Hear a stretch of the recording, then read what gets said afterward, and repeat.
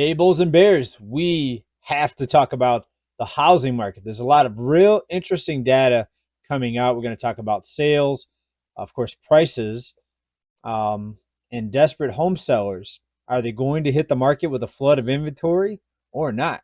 Well, the housing market's one of the most surprising things uh, to people. I mean, people that I read your comments and that I even talk to out in the real world, not here, on the internet, but in the real world, housing. People are astounded how high the costs of homes are and how the prices aren't coming down, especially people that are in their 40s and even people in their 30s. People that remember what happened in 2008 are the most shocked. Of course, anybody older than that too. That anybody that lived through the financial crisis that was paying attention, you're kind of surprised, pretty much, right? Now, I have said here for years that I didn't think there was going to be a housing crash because things are a lot different now than they were in 2008. For example, in 2008, banks cut off the lending pretty much. I mean, there was a few people still getting loans, but the lending standards really tightened up because remember that was pre-bailout. At the time, the banks weren't sure if they were going to be rescued or not, so they really pulled back on the lending. But now I think banks are more confident that they will be backed. I mean, just look at what happened with FDIC and all the uninsured depositors getting rescued at some of the failed banks that we saw earlier this year, including a lot of billionaires at Silicon Valley Bank, getting rescued, even though they had deposits in the institution in the banks that were way beyond what FDI was supposed to insure. So we're seeing rescue after rescue after rescue. We'll talk more about that here in a little bit because that ties in with the housing market and home prices. All right. Well, let's get into a few different articles here and go over what's going to happen here in 2024 and kind of my housing market prediction. Now, it's really difficult to predict what's going to happen in any market because there's so much intervention that can happen, so many new programs that they can bring out, uh, playing with interest rates up and down, you name it. So there's a lot of weird things that can happen. Just look at all the people that have been predicting a housing crash since 2020. And let's start right here. Record share of home sellers dropped their prices in October as mortgage rates squeezed buyers. So pretty interesting that it's a record number. So record number worse than 2008 when we had a housing crash. So what's the deal? Well, interest rates are high, of course, but there has to be more to it. Are home sellers getting desperate? When you look at the savings rate, close to 40-year lows, which is the amount of money, the amount of savings people have left over at the end of their paying their monthly bills, it's among the lowest we've ever seen. So you have to begin to wonder how these homeowners that have skyrocketing insurance costs, of course, high cost of living all around, how are they maintaining the roof over their head in this economy? Well, we haven't seen large scale layoffs yet. But remember, when the housing market weakens and stays weak, that's when you start seeing the layoffs increase. And we have seen layoffs increase. Look at the big layoffs that we just reported on this week in our videos, some huge ones, actually. 20% out of Hasbro, close to 20% being laid off at the music streaming site Spotify, just to name a couple of the bigger ones, just from this past week. Well, let's get into this data here a little bit on this article. And again, it was an all-time high. The proportion of U.S. home sellers reducing their prices reached an all-time high. Approximately 7% of homes listed for sale saw a price drop during the 4 weeks ending October 29th. That's according to Redfin. I'll just read some of the excerpt out of here. Elevated mortgage rates are putting a financial strain on buyers. Well, mortgage rates have been high for about a year now. Buyers' budgets and pushing sellers to lower asking prices in response to the increased rates on monthly payments. Well, let's pause right there. Rates have been high, like I said, for a year now. So why now are we finally seeing sellers cut their prices? Pretty interesting, right? With mortgage rates between 7.5% and 8%, buyers simply don't have the budget they would have had 2 years ago. Well, a big part of it is the amount of debt that buyers are in. As debt continues to increase, the ease of getting a loan continues to decrease. So you have a lower and lower down payment. We know FHA has a very low down payment requirement. So what are they bound to do. And what have they been doing? Well, they've been trying to make it easier to get people into homes because they know the pool of buyers is drying up. And of the pool of buyers, their funds are drying up because we see the savings rate, has plunged, and we see the cost of living, not really coming down. Just like we talked about in our previous video about inflation, it's not coming down. It's just going up less slow. But the way they're reporting it is that it's actually coming down. It's not.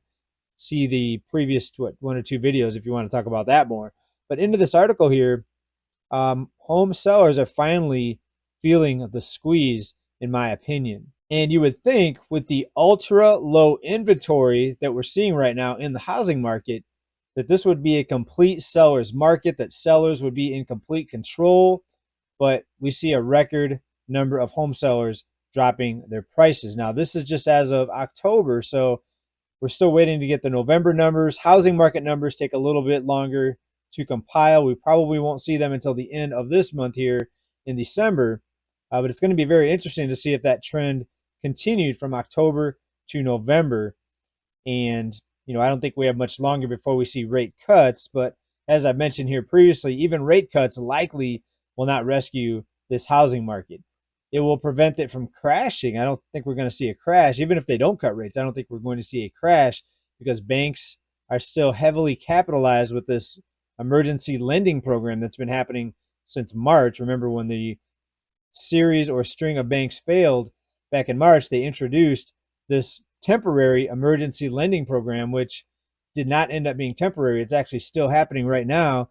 And in fact, the amount of cash they're having to pump into these banks is increasing every time we look at it, right? So a lot of things different than 2008. In 2008, all these things didn't happen so quickly. There was a period where banks, again, pretty much stopped lending. So huge difference between now and 2008. Why do I keep saying 2008 and comparing? Well, because a lot of people think what happened then has to happen now just because prices are higher. Well, just because prices are higher, that's just a part of it. You've got to look at all the programs, the big picture. You've got to look at the bank lending, the rescue programs, all the stuff that we try to cover here on this channel that I don't think a lot of other channels are covering, to be honest. I mean, I see a lot of people talking about the housing market, and they've been saying crash, crash, crash for years. It does get them a lot of views, right? So I can't blame them. But I just want to give you what I think is the truth and be honest with you, right? Even if my channel stays small, I sleep better at night. I have other means of income, so I don't live off of YouTube. I don't make a living here on YouTube. It would be nice, I guess. But, so that's just my reason, I think, why I'm one of the few giving you this type of information and giving you the correct information and actually forecasting the housing market correctly. And I'm not bragging. I'm just saying that a lot of people out there don't look at all the data that we look at here, right? And it's just, it could be something they're doing on purpose, just to get more attention, to say crash, crash, crash. But anyways, let's move on here. Now, this article also goes on to talk about how home prices are up just under 4% year over year, comparing September to September 2022. But keep in mind, home prices are down from the peak. We saw the peak in July, actually August of this year. Median home prices down pretty significantly since the peak, down about $40,000, and even more in some cities, right? So things are adjusting. It's just you have to look for the correct data to know what's really happening. Now, you want to look at some evidence here of a housing market turning point that I think we're in right now. Take a look at this. Home buying demand dries up even as mortgage rates drop. So again, to all the people out there thinking they can just drop rates and rescue this market, it's very unlikely. Everything's just so over leveraged right now and overvalued. 86% of Americans think now is a bad time to buy a home, according to a Fannie Mae survey. All right, so the drop from 8% down to 7% didn't revive the housing market. Back to the first data that we looked at here in this video today, record number of home sellers cutting their prices, also backs up the evidence here of a big slowdown here in the housing market. All right, 86%, obviously, it's a big number. So most people think it's a bad time. For example, if you have an excellent job, if you have a big down payment, if you're paying rent somewhere but yet you can go buy a home for less than you're paying for rent, it's likely not a bad time for you to buy a home. Now, for more evidence of this housing market turning point and slowdown, let's take a look at the inventory. Ever since 2017, we've witnessed inventory go down year over year. Of course, goes up in the summer, or in the fall and winter rather, when less people put their home on the market. Down in the summer when more people are buying homes. Every year was lower than the year before, and lower, all the way up until last year. We saw it increase higher than the previous year. Now we look all the way to the right edge here, and we're on an uptrend, folks. So another piece of evidence pointing to a turning point in the housing market. Doesn't mean that there's going to be a crash, but it does mean that things are changing. And sometimes when things start to shift, when they're really over leveraged or overvalued, it starts off slowly, and then things start to happen very quickly, and sometimes all at once. So we'll have to keep an eye on these. We'll have to keep an eye on this data here for you, of course. And something that I found that's very interesting is this right here out of Redfin. Redfin is reporting the median sales price actually down year over year, not just down from the peak, like our previous article that we looked at, down year over year, 3.4%. Now, obviously, these are just the areas that Redfin tracks. They don't track every zip code in the U.S., but depending on where you look at your data, where you get where your source is, there could be a pretty significant difference in what's happening with the prices. Now, let's give you a couple examples of what is being done to keep this bubble inflated, to keep the housing market propped up. There's a $25,000 down payment towards Equity Act that just came out this year. First introduced as the Down Payment Towards Equity Act of 2021, the bill expired in the last congressional session. Then early this year, the 2024 budget proposal earmarked $100 billion for a homebuyer cash grant program. The first time buyer bill was reborn. On June 21st of this year, they reintroduced the $25,000 cash grant for home buyers. Folks, why do people need assistance buying homes if homes were not overpriced? And should people be getting assistance right now to buy homes when homes are still near all-time highs? We are down from the peak, and according to Redfin, we're down over 3% year over year. But it is now a good time to encourage people to buy a home with these programs. And many would ask the question, if you need assistance with a down payment, should you actually be buying a home at all? It goes back to the whole financial crisis / housing bust back in 2008, where people were doing no down payment loans. They were doing, it's been a while, I'm trying to think of all the programs that they had back then. They had the no document loans. You didn't have to show your income, also known as stated income loans. They had interest only loans. A lot of different shenanigans were done to create that housing bubble. And a lot of things are being done now to prevent this bubble from going bust. Also, take a look at this here. Newsweek had a write-up on this here recently.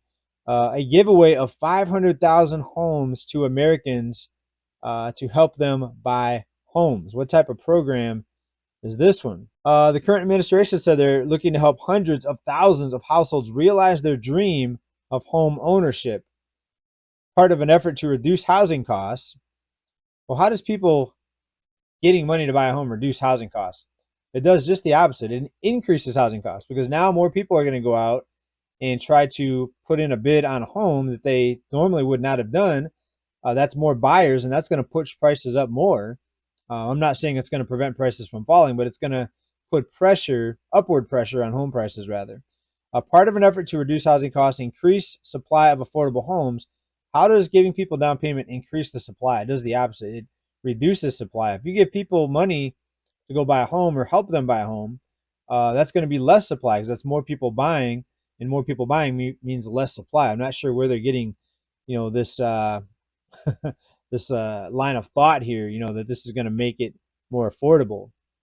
Having money helps you buy a home, but it's not going to help prices come down and become more affordable. Supply affordable homes and mitigate the rising expense of paying for a house. Through its backing of a proposal known as the Neighborhood Homes Investment Act, it would promote home ownership for an additional 500,000 households while increasing neighborhood revitalization investments. Wow. So that's just one example.